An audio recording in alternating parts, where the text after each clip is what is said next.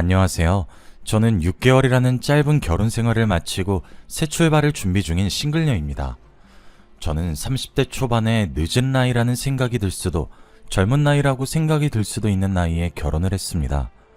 결혼이 애들 소꿉놀이도 아니고 도대체 무슨 사연으로 결혼 생활을 고작 5개월밖에 하지 않았냐고 하시는 분들도 계실 텐데 제가 이혼을 하게 된 결정적인 이유는 바로 시어머니 때문입니다. 저희 시어머니께서는 미신을 지나칠 정도로 맹신하고 좋아하세요. 무당말이라면 자다가도 벌떡 일어나시는 분이시죠. 여러분들은 제 이야기를 듣고 어떤 생각을 하실지 궁금해서 이렇게 사연을 보내봅니다. 저는 미신도 믿지 않고 신도 믿지 않아서 딱히 믿는 종교가 없어요. 저희 집안이 불교긴 하지만 부모님께서 종교 강요를 하지 않아서 무교로 살아가고 있어요. 어릴 때야 멋모르고 부모님이 가시니까 아무 생각 없이 절에 따라가긴 했었어요. 딱 거기까지일 뿐 어느 정도 커선 절에도 안 가고 아무런 종교 없이 살았어요. 저는 처음 결혼 조건에 종교 생활은 각자 하면 되니까 그닥 중요한 부분이 아니라고 생각했어요. 하지만 한 번의 파혼 경험으로 종교도 상당히 중요한 부분을 차지한다는 걸 알게 되었죠. 예전에 모태신앙이었던 기독교 남자친구를 만난 적이 있었어요. 제가 사람을 볼 때 외모나 키같이 외향적인 면보다는 사람 됨됨이를 많이 보는 편이에요. 전 남자친구는 저와 웃음 코드도 되게 비슷하고 굉장히 다정한 사람이었어요. 이 사람과 만나면서 결혼까지 하게 된다면 남은 인생 행복할 것 같다는 생각을 했었죠. 전 남자친구는 제게 결혼하자고 청혼을 했고 저는 기쁜 마음으로 받아들였어요. 그렇게 저희는 상견례를 했고 전 남자친구의 부모님을 만나 뵙게 되었죠. 저는 시댁 집안이 모태신앙 기독교인 것도 알고 있었어요. 하지만 자신들의 종교를 제게 억지로 강요할 생각은 없다고 하더라고요. 그래서 더욱더 결혼을 결심하게 되었고 그때까지 아무 일 없이 괜찮았어요. 하지만 결혼 날짜를 잡고 이런저런 이유로 계속 전 남자친구의 부모님을 만나게 되었는데 만날 때마다 예수님이 어쩌고 얘기를 하면서 은근슬쩍 교회 얘기를 계속 하시는 거예요. 이제 둘이 결혼할 사이고 우리 집 식구가 될 건데 우리랑 같이 교회 다니는 게 어때? 예배도 같이 가고 말이야. 새벽 기도는 가라는 말 안 할게. 어머님, 종교 강요는 안 하신다고 하셨었잖아요. 저는 교회 다닐 생각이 없어요. 교회뿐만 아니라 절, 성당, 어떠한 곳도 갈 생각이 없어요. 죄송해요. 안 다녀봐서 그런 거지. 한번 다녀보면 나쁘지 않아. 좋은 사람들도 얼마나 많은데. 우리랑 같이 다니자. 죄송해요, 어머님. 몇 번이고 같이 다니자 말씀하셔도 제 대답은 언제나 똑같아요. 전 어떠한 신도 믿지 않아요. 정말 죄송합니다. 결혼 날짜가 다가올수록 교회 다니라는 전 남자친구와 어머니의 압박은 계속됐어요. 자꾸 전 남자친구 어머니와의 의견이 부딪히니 결혼이 망설여지더라고요. 아직 결혼 전인데도 이러시는데 결혼 후엔 얼마나 강요하실까 겁이 났어요. 그래서 저는 전 남자친구에게 이별을 구했고 저희는 파혼을 했어요. 처음엔 어떤 종교를 가졌든 서로의 종교관에 대해 이해해주면 괜찮을 것 같았는데 이젠 무교가 아니라면 결혼하고 싶은 마음이 완전히 사라져버렸어요. 하지만 무교인지 아닌지 계속 확인해보면서 만날 수도 없는 노릇이라 그 뒤로는 결혼할 거라는 생각은 버리고 정말 가볍게 만났었어요. 그러다 우연히 친구 생일 파티에 초대되어서 간 적이 있었어요. 친구들과 섞여서 이야기도 하고 게임도 하면서 즐거운 시간을 보내고 있었죠. 재밌게 놀고 집으로 돌아가려고 하는데 누군가 저를 부르더라고요. 저를 부르는 소리에 뒤돌아보니 아까 같이 놀던 사람들 중 한 명이더라고요. 뛰어온 건지 손으로 다리를 짚으면서 고개를 숙인 채 숨을 헐떡이고 있는 거예요. 어느 정도 안정이 됐을 때 머리를 매만지더니 수줍게 자신의 휴대전화를 제게 내밀더라고요. 제가 가만히 그분의 휴대전화를 바라보기만 했고 그분은 휴대전화를 다시 가지고 가는 거예요. 번호 달라는 건 실례죠? 잠시만요. 이거 제 번호거든요. 괜찮으시다면 연락주세요. 싫으시다면 번호 적힌 종인 그냥 버리셔도 괜찮아요. 아, 번호 물어보려고 하신 거구나. 뜬금없이 휴대전화만 내미셔서 제가 휴대전화 떨어뜨리고 온 줄 알았어요. 저도 번호 알려드릴게요. 이거 긍정의 의미로 받아들여도 되는 거죠? 지연씨도 제가 마음에 드는 거죠? 혹시 거절하면 제가 민망할까봐 예의상 주신 건데 제가 오해한 건가요? 아니에요. 저도 승우 씨 마음에 들어요. 그래서 번호 드리는 거예요. 저 아무한테나 번호 주고 그런 사람 아니에요. 저와 남편의 첫 만남은 이렇게 평범하게 시작되었어요. 어느 연인들처럼 알콩달콩한 연애를 하다가도 살벌하게 싸우기도 했어요. 그래도 전 남자친구만큼이나 잘 맞는 남자였어요. 종교만 무교라면 당장이라도 결혼할 수 있을 만큼 모든 것이 잘 맞았어요. 그러다 드라마를 같이 보고 있었는데 신부님 역할을 한 배우가 나온 거예요. 배우 얘기하면서 자연스럽게 종교가 어떻게 되는지 물어봐야겠다는 생각이 들었어요. 와, 저 배우 진짜 천주교네? 천주교라서 저 역할 한다고 했나 보다. 아니면 천주교인 거 알고 섭외를 한 건가? 신기하네. 근데 자기는 종교가 어떻게 돼? 나? 종교 없는데? 무교야. 교회, 절, 성당 이런 거 가는 거 귀찮아. 우리 가족은 다 무교야. 아, 대신 우리 엄마가 미신 같은 거 진짜 잘 믿어. 종교는 없는데 미신은 믿으셔? 하긴 나도 믿었던 미신이 몇 개 있긴 하지. 문지방 밟으면 안 된다거나 빨간 글씨로 이름 쓰면 안 된다거나 그런 거. 우리 엄마는 그런 것도 믿고 무당말도 잘 믿어.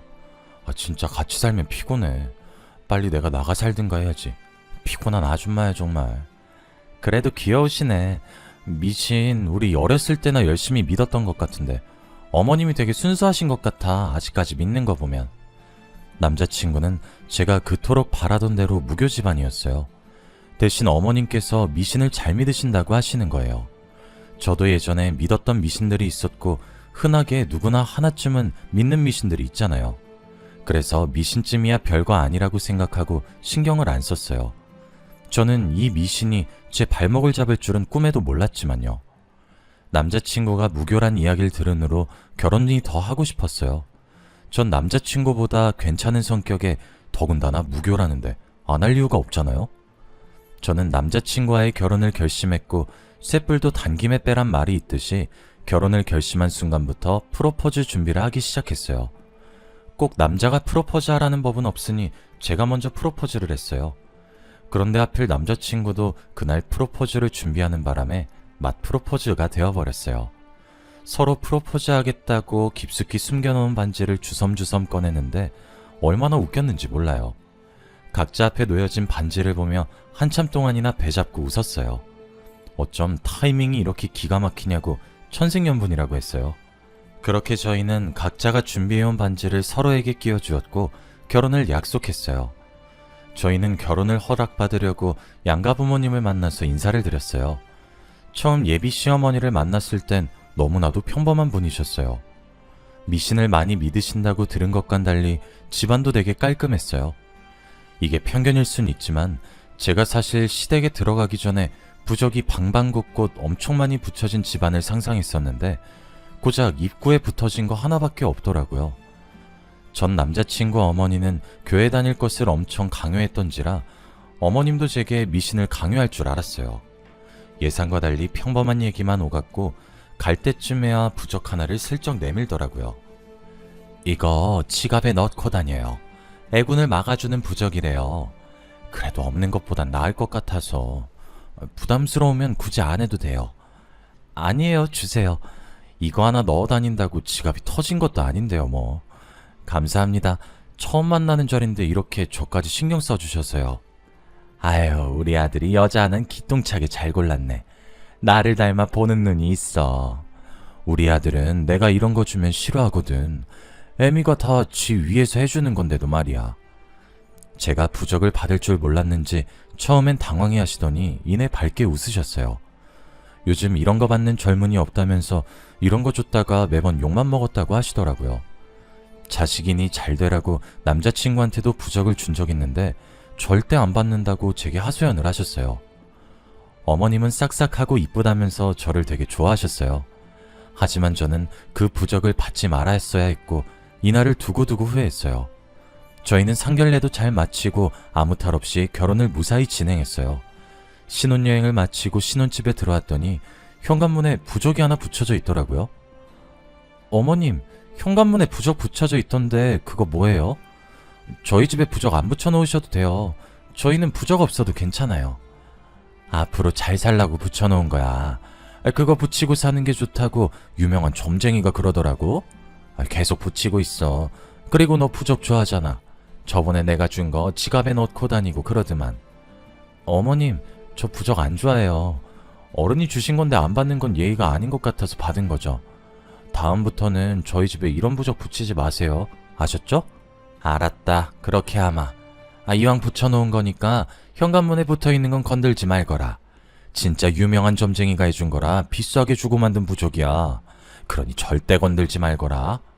시어머니께서는 현관문에 붙은 부적에 대해서 신나게 말씀하시다가 부적 싫어하니 앞으로는 붙이지 말라는 제 말에 급격하게 목소리가 가라앉았어요. 다음부터는 안 그러겠다고 하시면서 현관문에 붙은 건 절대 떼지 말라고 강조하시더라고요.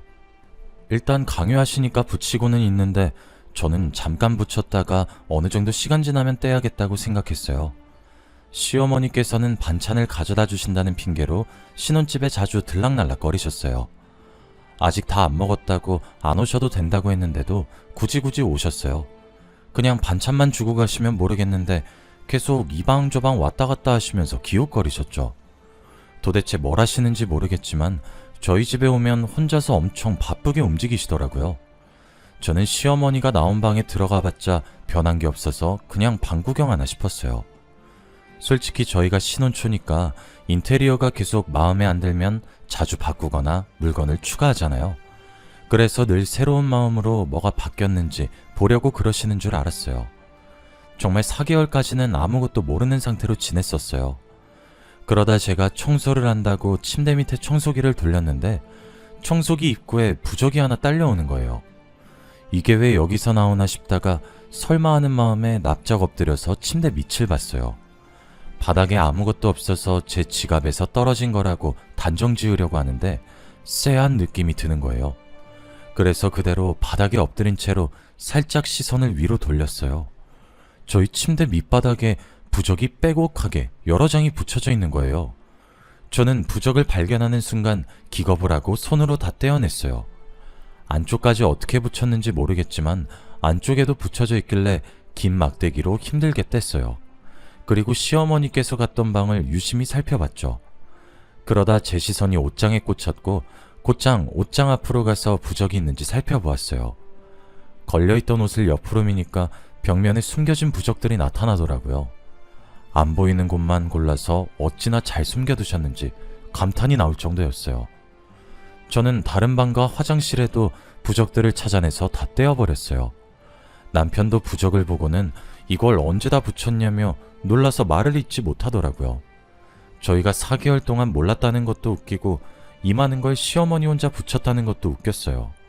그렇게 며칠 뒤 시어머니께서 평소와 똑같이 반찬을 들고 신혼집에 오셨더라고요. 제가 잠시 화장실 간 사이에 오셔서 그동안 방에 부적이 잘 있는지 확인하셨나봐요. 시어머니께서 저를 찾느라 소리를 지르는 게 안방에 있는 화장실까지 다 들리더라고요. 아가, 부적들이 다 없어졌다. 도대체 그 많은 부적이 어디로 갔다니?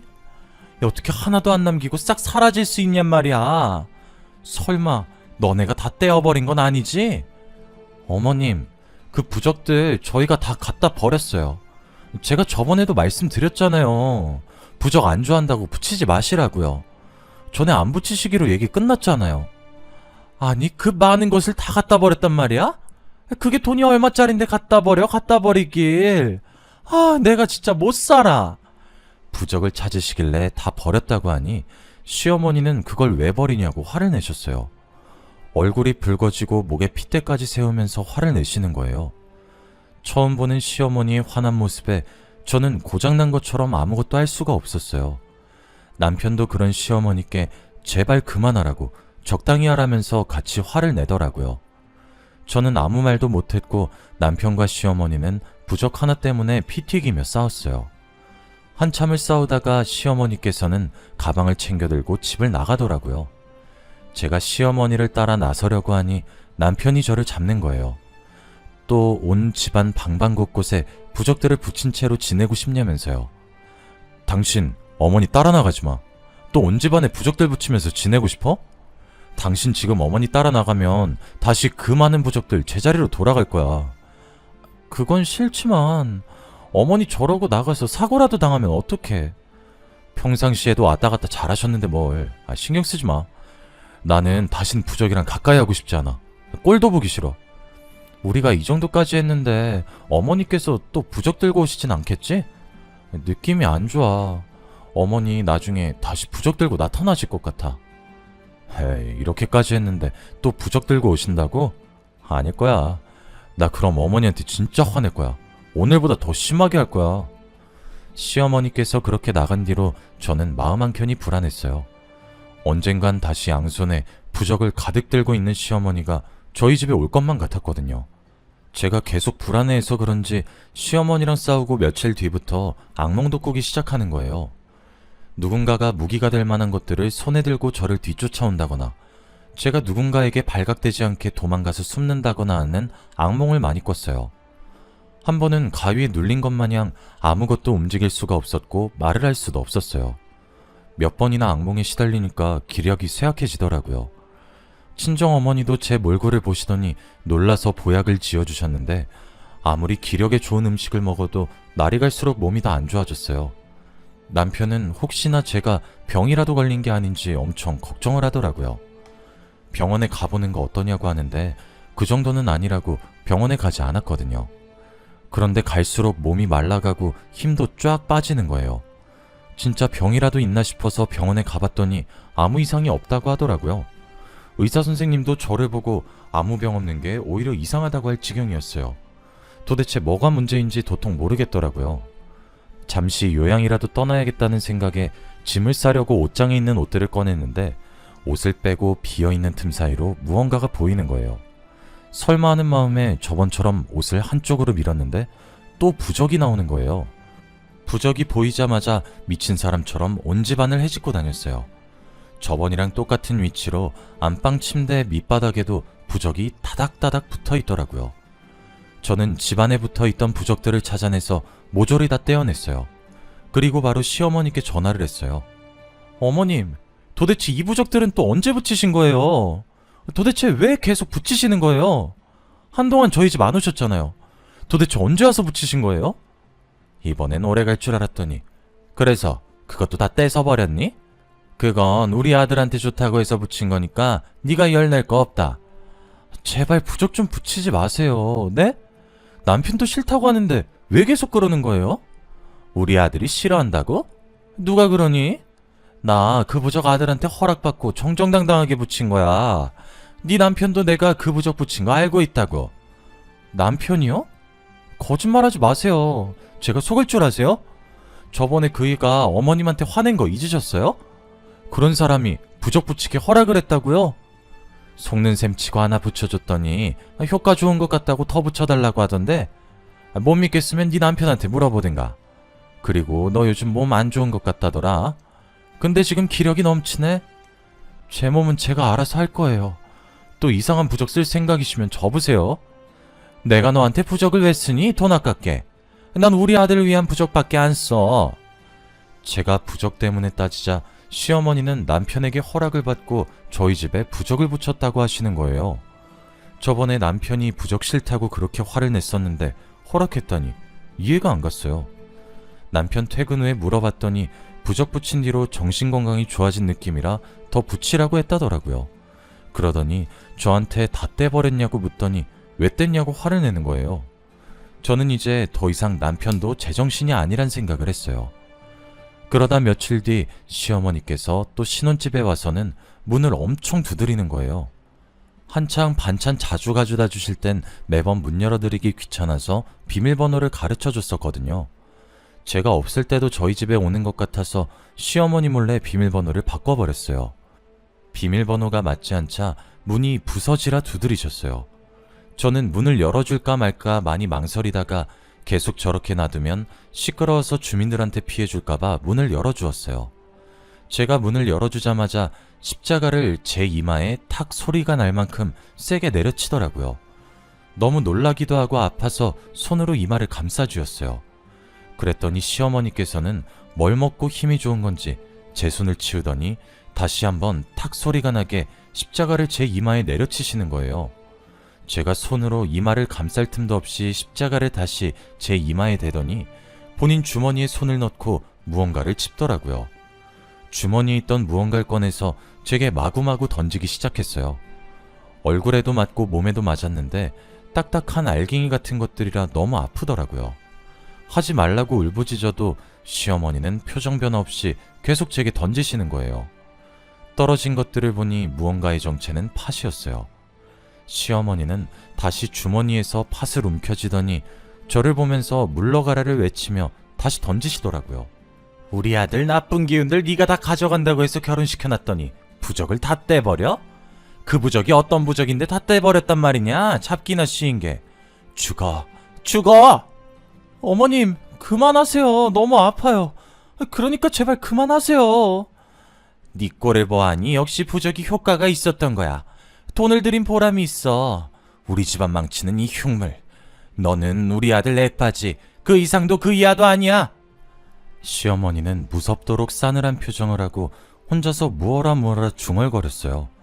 그러더니 대뜸 죽으라고 소리치더니 다시 중얼중얼 거리더라고요.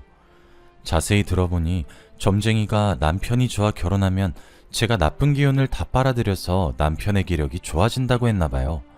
그래서 저와의 결혼을 허락했다는 거예요.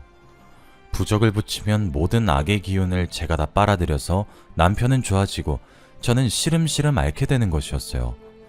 남편 기력 때문에 그렇게 부적을 붙이고 제가 부적을 뗐다고 하면 화를 냈던 거예요.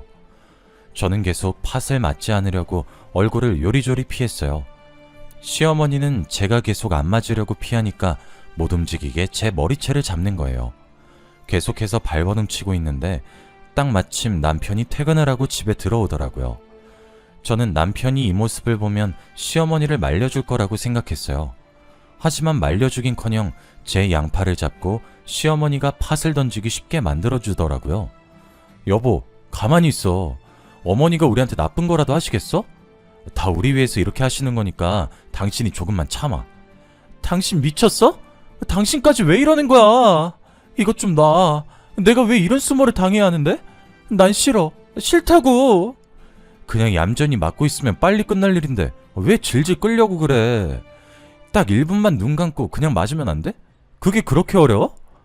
그럼 당신이나 맞아. 나 대신 당신이 맞으라고. 그러면 되겠네. 빨리 놔. 이거 놓으라고. 나 진짜 당신들 신고할 거야. 시어머니의 눈은 이미 미친 사람처럼 제정신이 아닌 듯해 보였고 남편도 미신 같은 건 절대 안 믿을 줄 알았는데 동참을 하고 있더라고요. 자기도 저처럼 미신 같은 거 안 믿는 사람이지 않았냐면서 그런데 이번에 부적 효과 제대로 봤다면서 저도 속는 셈 치고 가만히 있어 보라는 거예요. 저는 계속 발버둥 치다가 발꿈치로 남편의 발등을 있는 힘껏 세게 내려 찍었어요. 남편은 저를 잡고 있던 손을 놓고 자기의 발등을 감싸주었어요. 저는 그 틈에 아무것도 챙기지 못하고 그대로 집에서 도망 나왔어요. 갈 곳이 없어서 친정으로 왔고 저는 부모님께 제가 당했던 것을 말씀드렸어요. 네가 여긴 어쩐 일로? 근데 너 꼴이 그게 뭐야? 무슨 일 있었던 거야? 어머, 신발도 없이 너 맨발로 여기까지 온 거야? 엄마, 나 이혼할 거야. 도저히 못 살겠어. 내가 방금 뭔 짓을 당하고 온 줄 알아? 여기 머리카락에 팥 붙은 거 보이지? 나 시어머니한테 팥 맞았어. 팥? 아니 네가 팥을 왜 맞아? 울지 말고 무슨 일 있었는지 엄마한테 다 얘기해봐. 1년을 산 것도 아니고 이제 결혼한 지 6개월밖에 안 됐는데 왜 이혼을 한다는 거야? 나보고 잡기라고 요망한 흉물이라고 그러고 나는 남편의 액바지 그 이상도 그 이하도 아니래. 남편 아끼운 내가 다 가져가라고 결혼 허락한 거였대. 진짜 어이없지. 아니 그게 다 무슨 말이야. 너를 김서방 액바지 하려고 며느리로 삼았단 말이야? 이게 말이니 방구니? 무슨 그런 어이없는 집안이 다 있어?